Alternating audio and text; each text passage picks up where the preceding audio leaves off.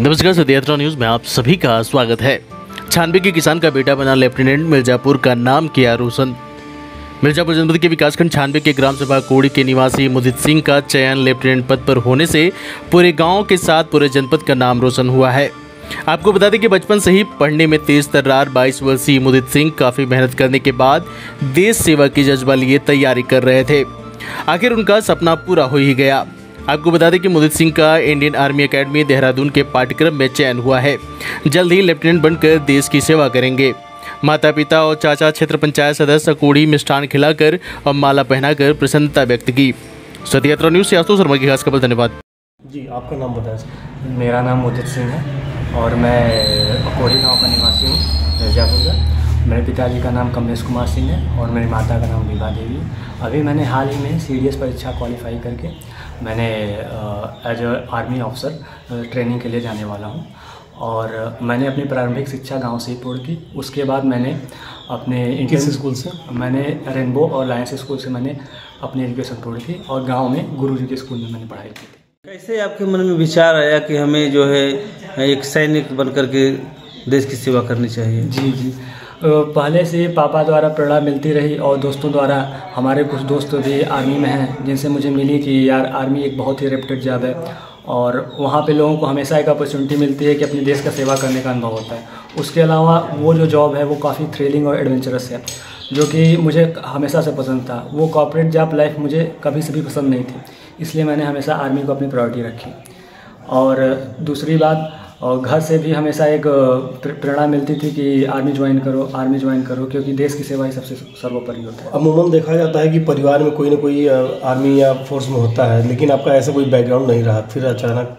जी sir, भले ही परिवार का बैकग्राउंड नहीं, लेकिन हालांकि यह समय सोशल मीडिया और बाकी चीज़ों का है, जहाँ से मुझे बार बार पता चलता है कि जो लोग हमारे देश के प्रति देश के लिए काम करते हैं तो उनका सम्मान ज़्यादा होता है समाज में या फिर बाकी। अगर मैं ज़िंदगी भर कॉर्पोरेट की लाइफ करता रहा, मुझे कोई नहीं जानेगा या फिर मेरा कोई। अगर देश की सेवा करने की बात कहें तो आप IAS अफसर बन करके या PCS के माध्यम से भी देश की सेवा कर सकते हैं। फिर आपने ये सैनिक आर्मी में जाने का प्लान क्यों बनाया?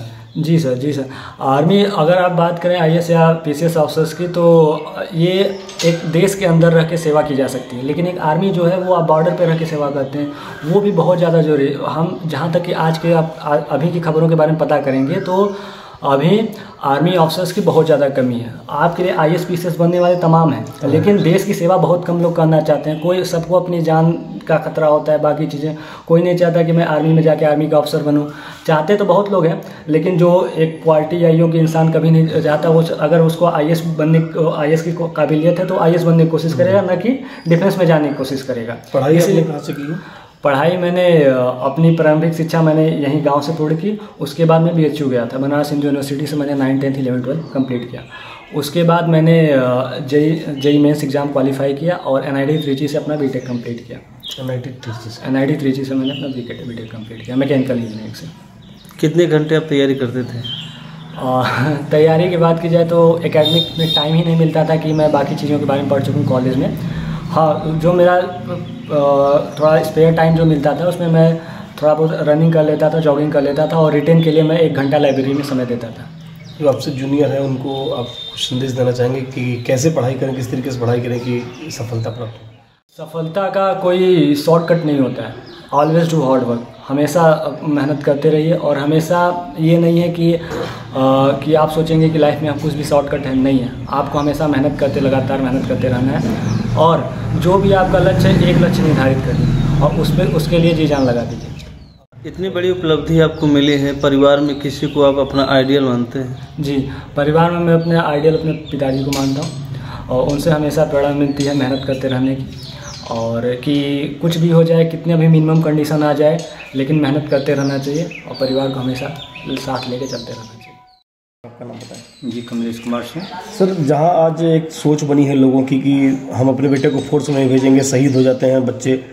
एक गांव का ही लड़का था जिसने आर्मी की नौकरी ज्वाइन की थी और 6 महीने के अंदर ही शहीद हो गया। तो एक लोगों को मन में डर बना रहता है, तो ऐसे में क्या कहना चाहेंगे? आपका बेटा आज गवर्नमेंट मतलब इंडियन गवर्नमेंट में और अच्छे पद पे काबिज हुआ है, आर्मी में लेफ्टिनेंट के पद पे, क्या कहना चाहेंगे?